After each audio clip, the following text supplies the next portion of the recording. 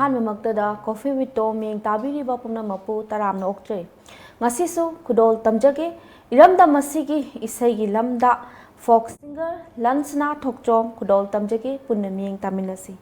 ꯑꯍꯥꯟꯕꯃꯛꯇꯗ ꯇꯣꯝ ꯇꯤꯚꯤꯒꯤ ꯃꯥꯏꯀꯩꯗꯒꯤ ꯇꯔꯥꯝꯅ ꯑꯣꯛꯆꯔꯤ. Times of Manipurbu yengbiriba viewers khudingmakpusu ahanmaktada khurumjari. Lansana yam nungaijay adu lansana se khoi punamaknadi folk ki sesakpi oina akhoi punamakna yamna pamjaba yam nungaijaba sesakpi amso oibiri adu ngasigi show se hongdokjaba oina isagi poknafam lamdam apokpi ma baba ichinaw kya sui habdo amtang thambi. Hoi aise kongba laishram lekaidagi ne aduga aigi pabungi mingna thokchom thoyangba maitei aduga mamagi mingna thokchom ongbi mani leiba aigi makhada ipanu pang khaklei isininaw ani khatane aduga aigi lamsina kongba laishram lekai yam nungaijay makha chathajarpoina akhoigi folk isai sigi lamsida isagi chahi kya dagi changbi rakhibno adu ocha kanai makhara tambi rakhibno haibdusu khoi puna mangna khangjage. Hoi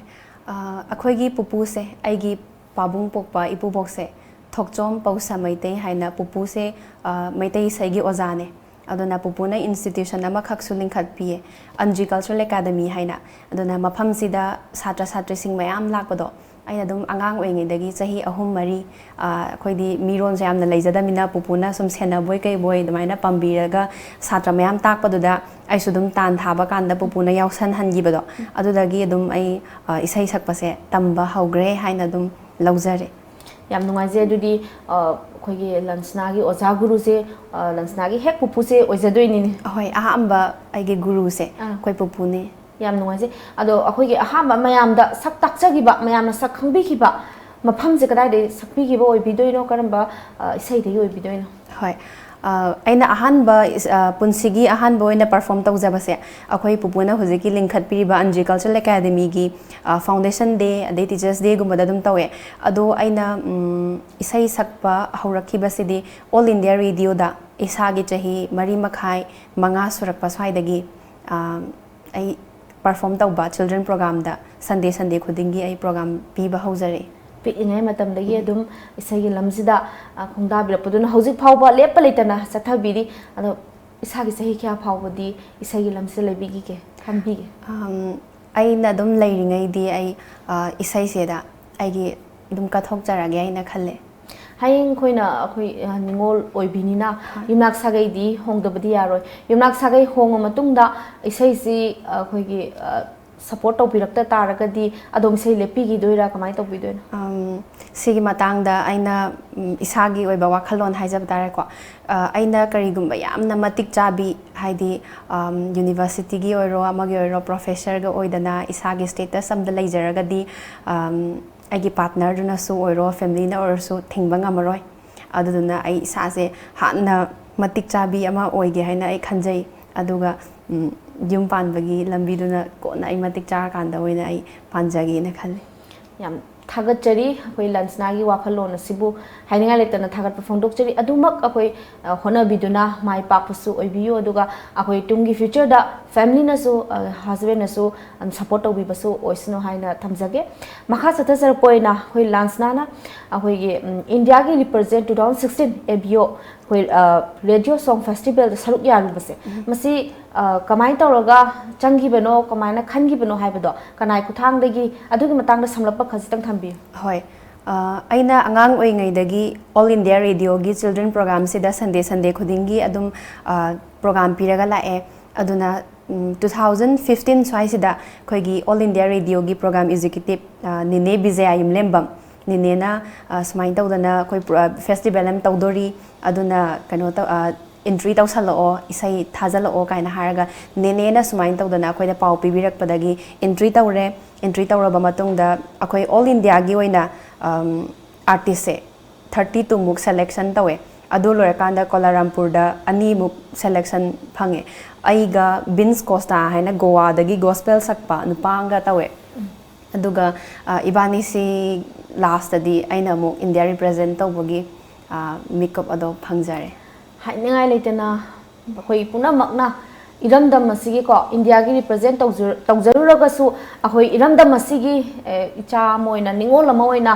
oijaru bagi damakta akhoi puna magna iramdam masina yamna chokthok chaningai oiba wafam ni thambiri se haningai tana thagachari makha satha jar koina akhoi lansna gi ngasi akhoi beer singda kudol tamjabasi isai ne na tajaning doine aduna akhoi tanja si laujaraga isai amtam kudol tambiyo thamjag ai huji isama government dance college da lai haraubada acharya tawjari aduna lai haraubaga mari lainaba isai am khatang sakjage yamba mayum satlu si na ka thinglu si laite nung de hai ganu tarit ki sengau nung dagi se lan tho Pari sataba sat hange I mom pom daba pom hange se lan tho yam phazei tabada yamna penhau da bam phawe tari gaisu pen basu nai roi lansna gi khonjel amadi khoi gi isai khusak se to ke matik thi jai phazei makha sa thajar poina lansna na khoi gi isai se lon je kaya ga hai bi ge ai de aina tajabada di lon je ani hum hai bi na tajai ado masi gi matang da hape tang khangse ai samak Jawaharlal Nehru Manipur Dance Academy aduga government dance college da ai jagoi da diploma tawjare aduna si jagoi gi tamingai manung sida ato topa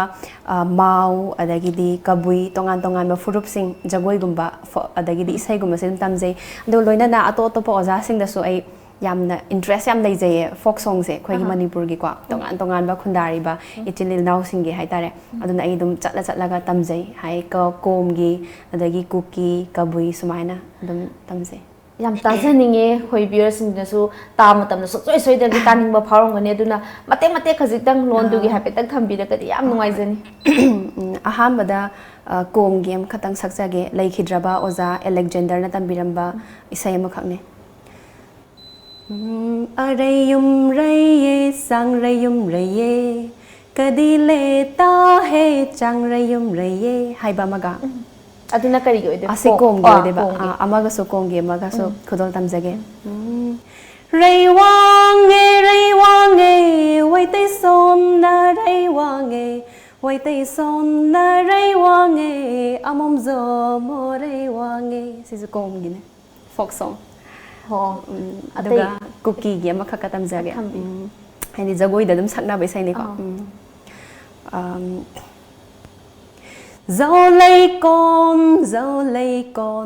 Zolei con na kol kai pulodo Pengkulgin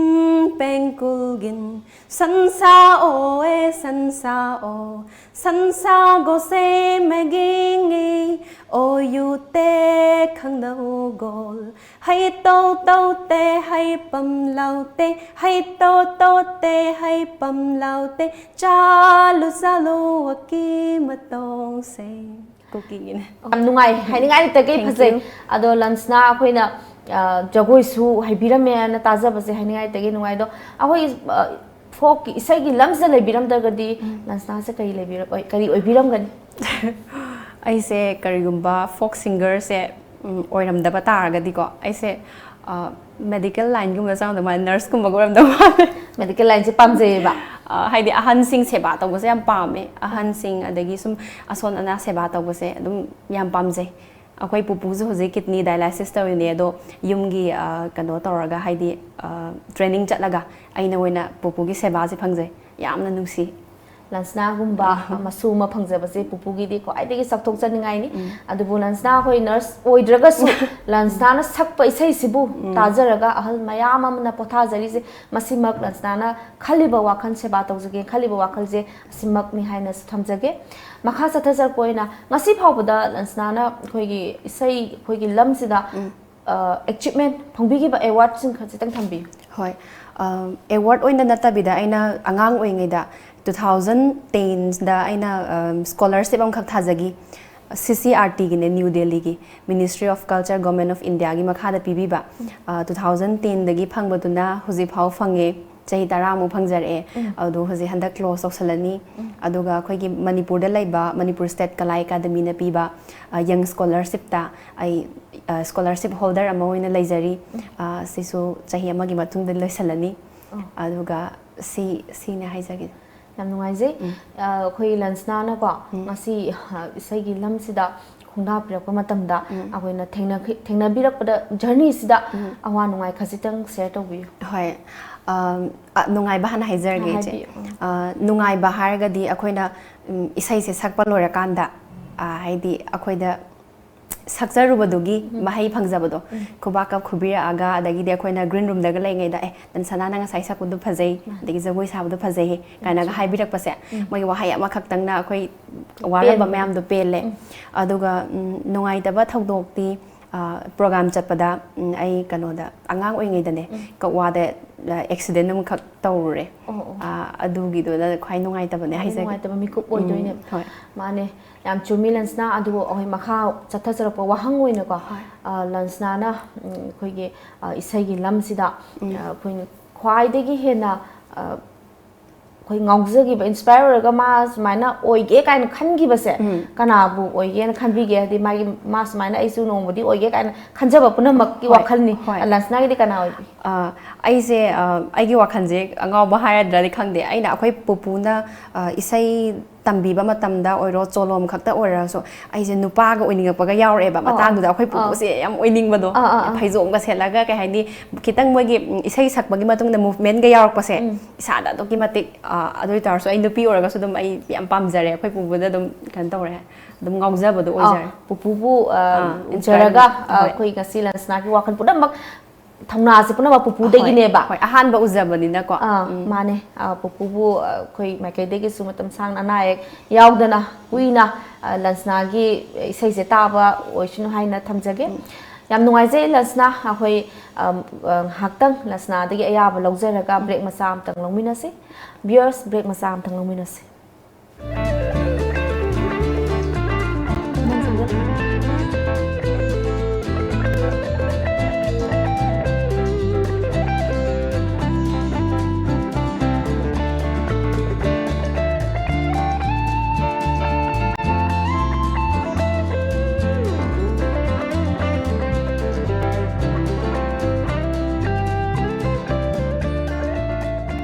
ꯁꯪꯕ꯭ꯔꯩ oil ꯑꯒꯔꯋꯨꯗ ꯑꯃꯗꯤ ꯇꯥꯡꯅ ꯐꯪꯕ ꯃꯆꯜ ꯀꯌꯥꯅ ꯁꯦꯝꯕ ꯑꯗꯨꯒꯨꯝꯂꯕ ꯏꯔꯝꯗꯝ ꯑꯁꯤꯗ ꯄꯨꯊꯣꯛꯆꯕ ꯔꯦꯍꯥꯜ ꯄꯔꯐ꯭ꯌꯨꯝ ꯑꯥꯔꯌꯟ ꯁ꯭ꯇꯣꯔ ꯗꯚ ꯂꯤꯀꯣꯁꯇꯣ ꯖꯤꯖꯦꯁꯟ ꯑꯃꯗꯤ ꯅꯤꯡꯊꯧꯖꯝ ꯏꯟꯇꯔꯄ꯭ꯔꯥꯏꯖꯦꯁꯇ ꯐꯪꯕꯤꯔꯒꯅꯤ ꯑꯩꯈꯣꯏꯒꯤ ꯍꯦꯗ ꯑꯣꯐꯤꯁ ꯍꯇꯥꯃꯤꯅꯨꯊꯣꯡ ꯅꯤꯌꯔ ꯁꯤꯃꯤꯇ꯭ꯔꯤ ꯔꯣꯗ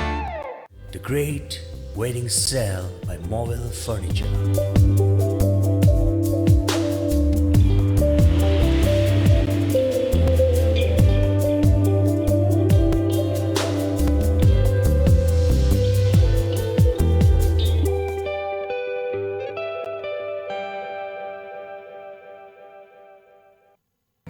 पांथोइबी एम्ब्रॉयडरीदा हौजिक मियामना यामना पामनरिबा टॉप ब्लाउज फनेक सेंगाव पोटलोय अमदी कांखलना चिंगबा लुहोंगबदा चंगबा खुदिंगमक अमदी नुपीओइबी सिंगी अकेमौगी पोटलम खुदिंगमक अहोंगबा ममलदा फंगबिरगनी लोइनना ऑर्डर सु लौजरी लेंगसिन बिरओ ngasimak पांथोइबी embroidery Sagolband Khamnam Bazar opposite Oriental College Imphal contact number 7005402267 break की मतुंगदा तरामना मोक्चरी लंसना वारिसु याम नुंगाइरी अखोई खंजनिंगबा हंजनिंगबा मयाम लेरिबा अदुबो मखा अखोई चथजरकपोइना खंजनिंगसे सिंगर सैसपी अम ओइबा मतमदा अखोई डिसिप्लिन अदु रेस्पेक्ट सि मयाम जिदि काइबा यादे हाइना सु थंबिरी ममांगदा सुदुम अदुबो सि काइदे हाइरगसु अखोई इसागी अखोई इसै सैसपी अम ओइगे हाइरगदि मवोंदा पिथोरकपदा अखोई पोक्थोरकपदा करी क्वालिटी यावदबा यादगे हाइबदुसु खस्तंग थंबी अखोइना इसै सकपसे ओइगे हाइर तारदी होय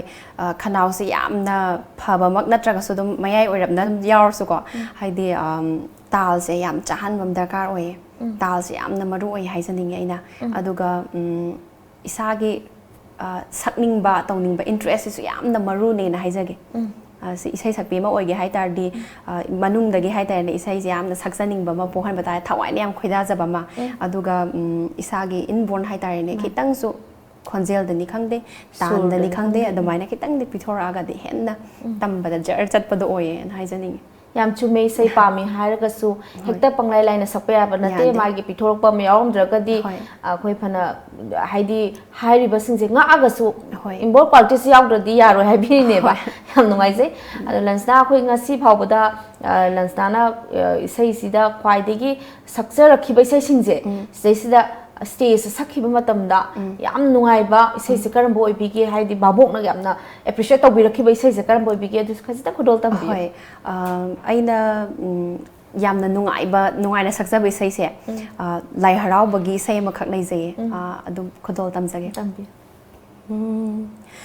Hi-wo, hi-wo, hi nang bu hon de da lai ning thau bu hon ba ni lai rem ma bu hon hi-wo, hi-wo, hi nang bu hon de da lai ning thau bu hon ba ni lai rem ma bani hi wo someday karenga tarenga hi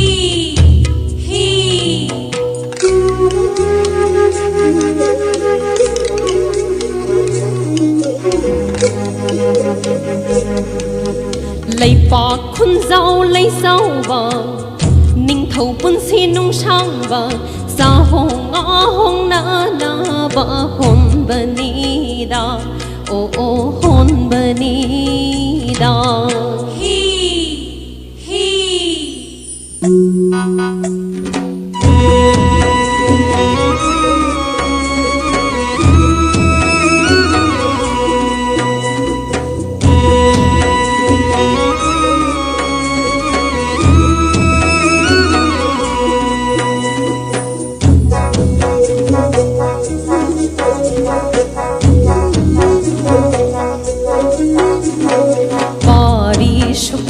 bahon bani i mom soidana bahon bani kumbi kong yang saduna la pot sing pot buduna langa nang bu hi hole hoy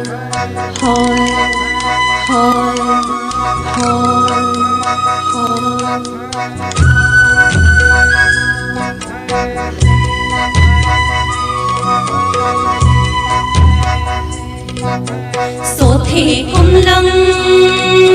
shibina la po sing po podona lang ga hi holle o lang ga hi holle o lang ga hi holle hi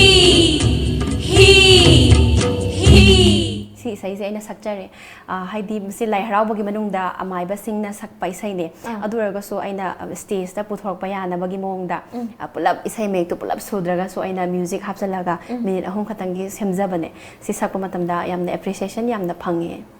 ꯌꯥꯝ ꯅꯨꯡꯉꯥꯏꯖꯩ ꯂꯟꯁꯅꯥꯒꯤ ꯐꯖꯔꯕ ꯏꯁꯩ ꯃꯌꯥꯝꯁꯦ ꯇꯥꯕ ꯐꯪꯖꯕꯁꯦ ꯑꯗꯣ ꯉꯁꯤꯁꯦ ꯏꯁꯩꯅ ꯍꯦꯟꯅ ꯈꯨꯗꯣꯜ ꯇꯝꯕꯤꯌꯣꯅ ꯑꯗꯨꯝ ꯊꯝꯖꯔꯛꯈꯤꯗꯧꯔꯤ ꯃꯈꯥꯗꯁꯨ ꯍꯥꯏꯗꯤ ꯏꯁꯩꯅ ꯍꯦꯟꯅ ꯇꯥꯖꯅꯤꯡꯕꯗꯣ ꯃꯌꯥꯝꯁꯤꯅꯁꯨ ꯑꯩꯈꯣꯏ ꯚ꯭ꯌꯨꯑꯔꯁꯤꯡꯅꯁꯨ ꯐꯤꯗꯕꯦꯛꯇ ꯏꯁꯩ ꯍꯦꯟꯅ ꯁꯛꯍꯟꯕꯤꯔꯣꯅ ꯌꯥꯝ ꯊꯝꯕꯤꯔꯛꯑꯦ ꯑꯗꯨꯅ ꯃꯈꯥ ꯆꯠꯊꯖꯔꯛꯄ ꯑꯣꯏꯅ ꯂꯟꯁꯅꯥꯅ ꯄꯨꯟꯁꯤꯗ ꯑꯩꯈꯣꯏꯒꯤ ꯐ꯭ꯌꯨꯆꯔꯗ ꯑꯩꯈꯣꯏꯒꯤ ꯏꯁꯩꯁꯦ ꯁꯛꯄꯨꯗꯤ ꯁꯛꯄꯤꯅꯦꯅ ꯊꯝꯕꯤꯔꯤ ꯇꯧꯕꯇꯕꯨ ꯐ꯭ꯌꯨꯆꯔꯗ ꯀꯔꯤ ꯄ꯭ꯂꯥꯟ ꯍꯥꯏꯗꯤ ꯑꯩꯈꯣꯏꯒꯤ ꯑꯣꯖꯥꯕꯨ ꯑꯣꯏꯕꯤꯒꯦ ꯈꯟꯕꯤꯔꯤꯕ꯭ꯔꯥ ꯑꯗꯒꯤ ꯅꯠꯇ꯭ꯔꯒ ꯑꯩꯈꯣꯏ ꯂꯅꯥꯏ ꯏꯟꯁꯇꯤꯇ꯭ꯌꯨꯠ ꯍꯥꯡꯕꯤꯔꯒ ꯇꯧꯕꯤꯒꯦ ꯈꯟꯕꯤꯔꯤꯕ꯭ꯔꯥ ꯀꯃꯥꯏꯅ ꯑꯩꯈꯣꯏꯒꯤꯁꯦ ꯇꯁꯦꯡꯅ ꯍꯥꯏꯔꯕꯗ ꯃꯩꯇꯩꯒꯤ ꯑꯣꯏꯅ ꯃꯩꯇꯩ ꯏꯁꯩ ꯃꯌꯥꯝꯒꯤ ꯁ꯭ꯀ꯭ꯔꯤꯞꯁꯦ ꯃꯌꯦꯛꯁꯦ ꯂꯥꯏꯔꯤꯛ ꯐꯣꯡꯗꯣꯛꯄ ꯑꯣꯏꯅ ꯂꯩꯇꯦ ꯍꯣꯏ ꯄꯨꯌꯥꯗꯁꯨ ꯌꯥꯎꯏ ꯑꯗꯒꯤ ꯇꯣꯉꯥꯟꯕ ꯑꯣꯖꯥꯁꯤꯡꯅ ꯍꯥꯏꯗꯤ ꯑꯩꯈꯣꯏꯗꯤ ꯆꯤꯟꯕꯨꯡ ꯑꯣꯏꯅ ꯁꯨꯝ ꯂꯩꯅꯕꯅꯤꯅꯀꯣ ꯑꯗꯨꯕꯨꯁꯦ ꯑꯩꯅ ꯑꯣꯖꯥ ꯃꯌꯥꯝꯁꯤꯡꯒꯤ ꯃꯅꯥꯛꯇ ꯆꯪꯖꯔꯒ ꯑꯩꯅ ꯏꯁꯩ ꯃꯌꯦꯛꯁꯤꯡꯁꯦ ꯂꯥꯏꯔꯤꯛ ꯑꯃꯗꯤ ꯑꯩꯅ ꯐꯣꯡꯅꯤꯡꯕꯒꯤ ꯋꯥꯈꯜꯂꯣꯟꯗꯣ ꯂꯩ ꯍꯧꯖꯤꯛꯁꯨ ꯑꯩ ꯇꯝꯃꯤ ꯑꯗꯨꯒ ꯑꯁꯤ ꯂꯣꯏꯁꯤꯜꯂꯛꯑꯀꯥꯟꯗ ꯑꯣꯏꯅ ꯑꯩ ꯇꯧꯖꯒꯦꯅ ꯄ꯭ꯂꯥꯟꯗꯤ ꯂꯩꯖꯩ ꯁꯨꯃꯥꯏꯅ ꯑꯗꯨꯒ ꯑꯩꯈꯣꯏ ꯄꯨꯄꯨꯅ ꯍꯧꯖꯤꯛ ꯂꯤꯡꯈꯠꯄꯤꯔꯤꯕ ꯁꯪꯁꯊꯥꯟꯁꯦ ꯁꯤꯁꯦ ꯑꯗꯨꯝ ꯑꯩ ꯃꯨꯠꯍꯟꯕ ꯄꯥꯝꯖꯗꯦ ꯑꯩꯈꯣꯏ ꯄꯨꯄꯨꯒꯤ ꯃꯇꯨꯡ ꯏꯟꯅ ꯑꯗꯨꯝ ꯑꯩ ꯑꯉꯥꯡꯁꯤꯡ ꯑꯩꯅ ꯉꯝꯃꯒꯗꯤ ꯍꯧꯖꯤꯛꯄꯨꯗꯤ ꯑꯩ ꯃꯇꯤꯛ ꯆꯥꯖꯗ꯭ꯔꯤ ꯑꯩꯅ ꯍꯌꯦꯡ ꯇꯝꯕꯒ ꯂꯣꯏꯁꯤꯜꯂꯛꯑꯀꯥꯟꯗ ꯑꯩ ꯑꯗꯨꯝ ꯑꯩꯒꯤ ꯖꯨꯅꯤꯌꯔꯁꯤꯡ ꯍꯥꯏꯇꯥꯔꯦꯀꯣ ꯑꯗꯨꯝ ꯑꯩ ꯁꯤꯌꯔ ꯇꯧꯒꯦꯅ ꯈꯜꯂꯤ ꯃꯗꯨꯃꯛ ꯁꯨꯃꯥꯏ ꯄꯥꯛꯄ ꯑꯣꯏꯕꯤꯌꯨ ꯃꯈꯥ ꯆꯠꯊꯖꯔꯛꯄꯅ ꯇꯣꯝ ꯇꯤꯚꯤꯒꯤ ꯃꯥꯏꯀꯩꯗꯒꯤ ꯋꯥꯍꯪ ꯈꯔ ꯊꯝꯖꯒꯦ ꯂꯟꯁꯅꯥꯁꯦ ꯍꯧꯖꯤꯛ ꯂꯩꯁꯥꯕꯤ ꯑꯣꯏꯔꯤ ꯑꯗꯣ ꯂꯟꯁꯅꯥꯅ ꯈ꯭ꯋꯥꯏꯗꯒꯤ ꯈꯣꯏꯗꯥꯖꯕ ꯅꯨꯄꯥꯁꯦ ꯀꯔꯝꯕ ꯑꯣꯏꯗꯣꯏꯅꯣ ꯑꯩꯅ ꯈ꯭ꯋꯥꯏꯗꯒꯤ ꯈꯣꯏꯗꯥꯖꯕ ꯑꯩꯒꯤ ꯄꯥꯔꯠꯅꯔꯁꯦ ꯑꯩꯒꯤ ꯄ꯭ꯔꯣꯐꯦꯁꯟꯁꯦ ꯐꯖꯅ ꯈꯪꯕꯤꯕ ꯑꯗꯨꯒ ꯍꯥꯏꯗꯤ ꯑꯩꯕꯨ ꯐꯖꯅ ꯑꯟꯗꯔꯁꯇꯦꯟ ꯇꯧꯕꯤꯕ ꯑꯗꯨꯒ ꯑꯩꯉꯣꯟꯗ ꯂꯥꯟꯅ ꯂꯧꯕꯤꯗꯕ ꯂꯥꯟꯅ ꯎꯕꯤꯗꯕ ꯑꯗꯨꯝꯕ ꯄꯥꯔꯠꯅꯔ ꯄꯥꯝꯃꯦ ꯌꯥꯝ ꯅꯨꯡꯉꯥꯏꯖꯩ ꯇꯧꯕꯤꯕ ꯂꯟꯁꯅꯥꯅ ꯈ꯭ꯋꯥꯏꯗꯒꯤ ꯄꯥꯝꯖꯕ ꯑꯩꯈꯣꯏꯒꯤ ꯅꯨꯄꯥꯁꯦ ꯑꯄꯤꯛꯄ ꯍꯥꯏꯗꯤ ꯁꯥꯏꯖꯁꯦ ꯑꯦꯚꯔꯦꯖ ꯀꯃꯥꯏꯅ ꯄꯥꯝꯕꯤ ꯑꯩ ꯁꯥꯏꯖꯀꯤ ꯑꯗꯒꯤꯗꯤ ꯃꯁꯛꯀꯤ ꯑꯩ ꯑꯗꯨꯝꯕ ꯑꯝꯇ ꯑꯩ ꯈꯥꯏꯖꯗꯦ ꯑꯩ ꯊꯃꯣꯏ ꯁꯦꯡꯅ ꯅꯨꯡꯁꯤꯕ ꯑꯩꯒꯤ ꯀꯩꯅꯣ ꯄ꯭ꯔꯣꯐꯦꯁꯟꯁꯤꯗ ꯁꯞꯄꯣꯔꯠ ꯇꯧꯕꯤꯕꯗꯨ ꯌꯥꯔꯦ ꯌꯥꯝ ꯅꯨꯡꯉꯥꯏꯖꯩ ꯂꯟꯁꯅꯥꯅ ꯑꯩꯈꯣꯏꯒꯤ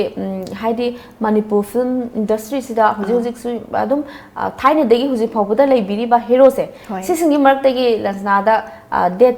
ꯍꯥꯏꯗꯤ ꯗꯦꯠꯀꯤ ꯑꯣꯐꯔ ꯄꯤꯔꯦꯅ ꯈꯜꯂꯣꯕ ꯑꯣꯡꯂꯤ 1 ꯗꯦꯒꯤ ꯃꯗꯨ ꯀꯔꯝꯕ ꯆꯨꯁ ꯇꯧꯕꯤꯅꯤ ꯀꯣꯏꯁꯟꯁꯦ ꯐꯔꯛ ꯌꯥꯝ ꯇꯥꯏ ꯑꯄꯥꯝꯕ ꯑꯃ ꯍꯦꯛꯇ ꯌꯥꯕꯤ ꯀꯀꯥ ꯁꯗꯥꯅꯟꯗ ꯌꯥꯝ ꯅꯨꯡꯉꯥꯏꯖꯩ ꯑꯩꯈꯣꯏ ꯗꯥꯁꯅꯥꯟꯗꯅꯁꯨ ꯇꯥꯕꯤꯕꯁꯨ ꯑꯣꯏꯁꯅꯨ ꯗꯥꯁꯅꯥꯟꯗꯒꯤ ꯕꯤꯛ ꯐꯦꯟꯅꯤ ꯍꯥꯏꯅ ꯊꯝꯖꯒꯦ ꯑꯗꯣ ꯏꯁꯩꯗ ꯌꯥꯝ ꯉꯥꯎꯖꯕ ꯁ꯭ꯇꯥꯏꯜꯗꯣ ꯌꯥꯝ ꯅꯨꯡꯉꯥꯏꯖꯩ ꯑꯗꯣ ꯑꯩꯈꯣꯏ ꯃꯈꯥ ꯆꯠꯊꯖꯔꯛꯄ ꯑꯣꯏꯅ ꯂꯟꯁꯅꯥꯁꯦ ꯑꯩꯈꯣꯏꯒꯤ ꯃꯃꯥ ꯑꯃ ꯑꯣꯏꯕꯤꯔ ꯃꯇꯝꯗ ꯃꯃꯥ ꯑꯃ ꯑꯣꯏꯕꯤꯔ ꯃꯇꯝꯗ ꯑꯩꯈꯣꯏꯒꯤ ꯑꯍꯥꯟꯕ ꯏꯆꯥꯁꯦ ꯅꯨꯄꯥ ꯅꯠꯇ꯭ꯔꯒ ꯅꯨꯄꯤ ꯀꯔꯝꯕ ꯅꯍꯥꯟ ꯄꯥꯝꯕꯤꯅꯤ ꯑꯩ ꯏꯁꯥꯃꯛ ꯅꯨꯄꯤ ꯑꯣꯏꯕꯅꯤꯅ ꯅꯨꯄꯤ ꯑꯗꯨꯝ ꯄꯥꯝꯖꯩ ꯊꯥꯒꯠꯆꯔꯤ ꯍꯥꯏꯅꯒ ꯂꯩꯇꯅ ꯊꯥꯒꯠꯆꯔꯤ ꯑꯗꯣ ꯂꯟꯁꯅꯥꯅ ꯈ꯭ꯋꯥꯏꯗꯒꯤ ꯄꯥꯝꯕ ꯀꯂꯔꯗꯤ ꯑꯩꯅ ꯈ꯭ꯋꯥꯏꯗꯒꯤ ꯄꯥꯝꯕ ꯀꯂꯔꯗꯤ ꯄꯤꯡꯁꯦ ꯔꯥꯅꯤ ꯀꯂꯔ ꯔꯥꯅꯤ ꯀꯂꯔꯁꯦ ꯅꯨꯄꯤꯒꯤ ꯑꯣꯏꯕ ꯈ꯭ꯋꯥꯏꯗꯒꯤ ꯐꯦꯃꯤꯟ ꯑꯣꯏꯕ ꯀꯂꯔꯅꯦ ꯁꯤ ꯑꯗꯒꯤ ꯃꯈꯥ ꯇꯥꯖꯔꯛꯀꯦ ꯈ꯭ꯋꯥꯏꯗꯒꯤ ꯄꯥꯝꯕ ꯍꯤꯟꯖꯥꯡꯗꯤ ꯁꯣꯏꯕꯨꯝ ꯏꯔꯣꯝꯕꯒ ꯌꯣꯡꯆꯥꯛ ꯏꯔꯣꯝꯕꯒ ꯃꯣꯔꯣꯛꯁꯦ ꯁꯥꯅ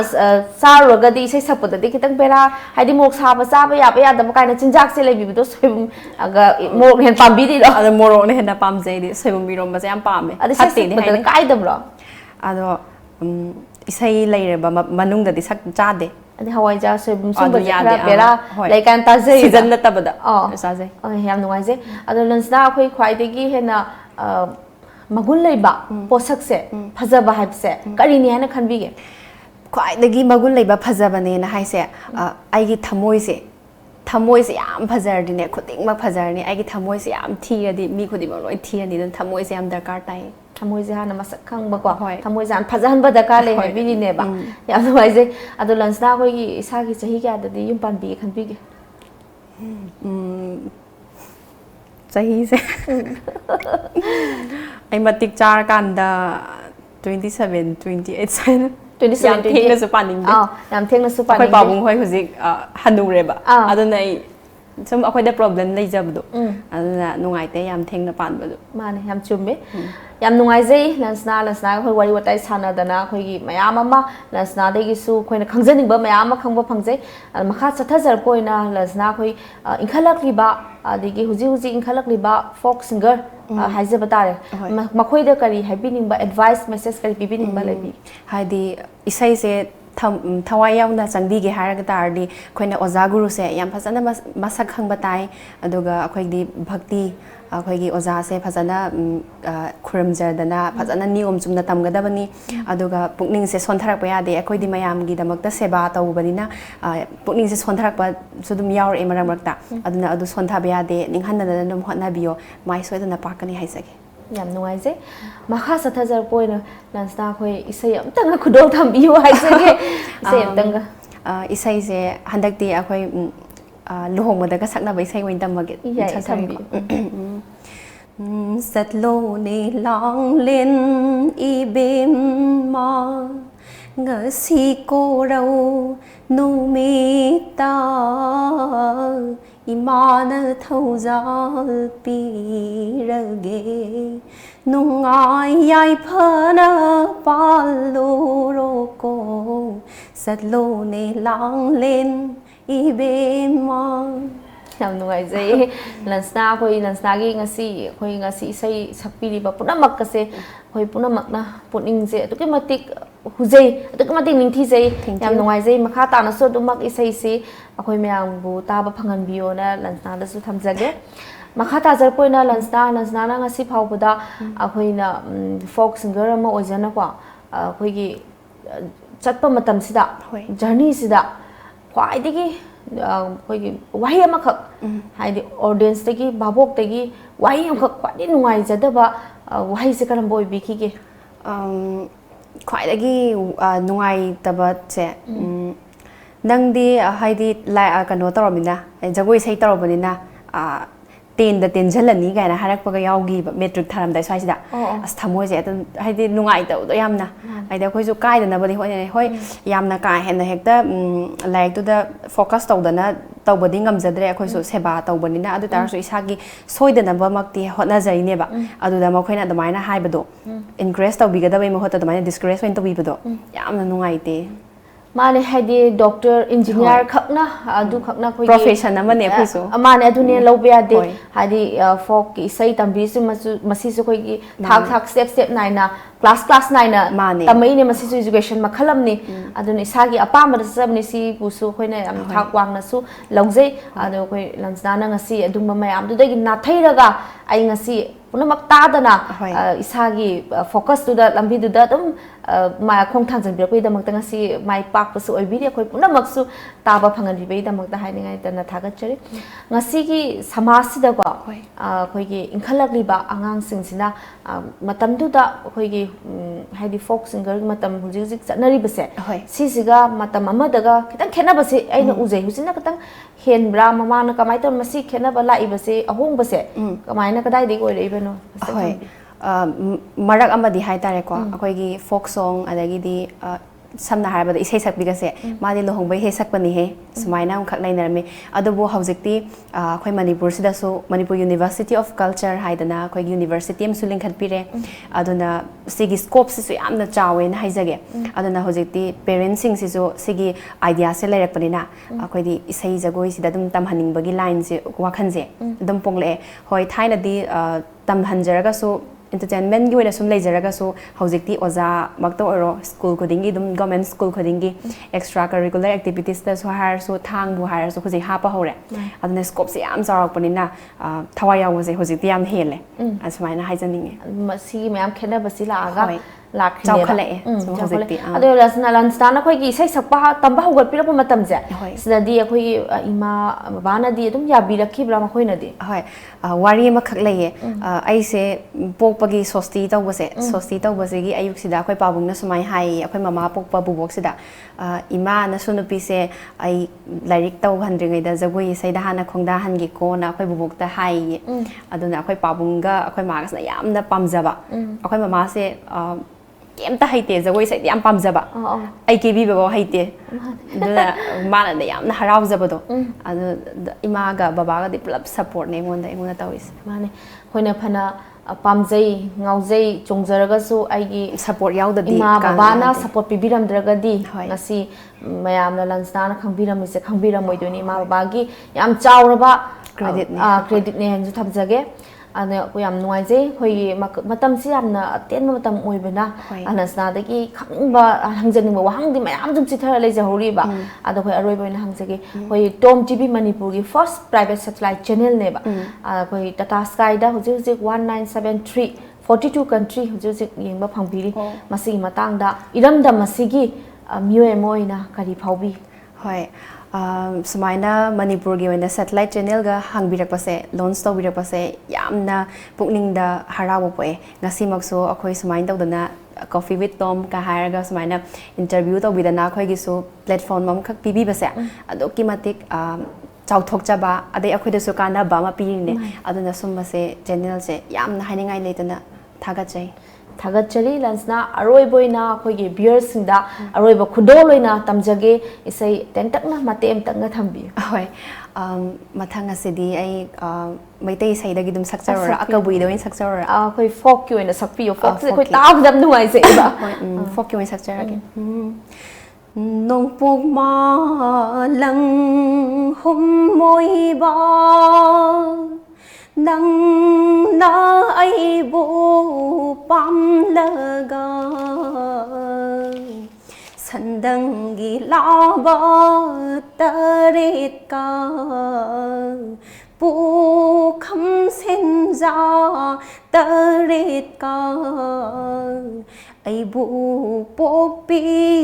palimda ho haizaro laibige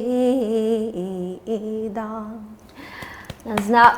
Lansana la sakpasu ga yam kalak sei ai sa maksu yam na sakning ba phawe hai tabiki upai lite yam kalak ba phawe ai da natana iram da masda lei bi ba puna magna su lansna bu soi soi da nungshi biram gani kalak pa su phawbi rang gani hai ba se thamjage ahoi ba mikup tu yorok la bani na hoi lamjing ba group ki ko vertical unit ama oizari ba chinjak.com ki product gi tom tv na small gi ama kudol tamjage thank you